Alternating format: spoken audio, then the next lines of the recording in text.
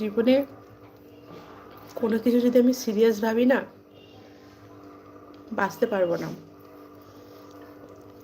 আজকে যে আমি স্বাভাবিক হওয়ার চেষ্টা করছি, আমি আমার বরকে বলে দিয়েছি যে তোমার মাকে নিয়ে আমি আর কখনো কিছু বলবো না, তাকে বলবো না তোমার ভাইয়ের কাছে রাখতে। শুধু সে যদি কোনোদিন আমাকে দুঃখজনক কখনো কিছু বলে, আমি সেটা তোমার কাছে এসে বলবো। কারণ আমি বলবোটা কোথায়, আমি তোমাকে বলবো। কারণ কষ্টটা ভাগ করে নিলে, আমি তোমাকে বলতে পারলে আমার কষ্টটা হালকা হবে। পাড়ায় কাউকে বলতে যেতে পারবো না। যখনই বলি ক্যামেরার সামনে বলে ফেলি। তো পাড়ায় আর এখন পাঁচা হয় না। কেউ বটতলায় বসে গল্প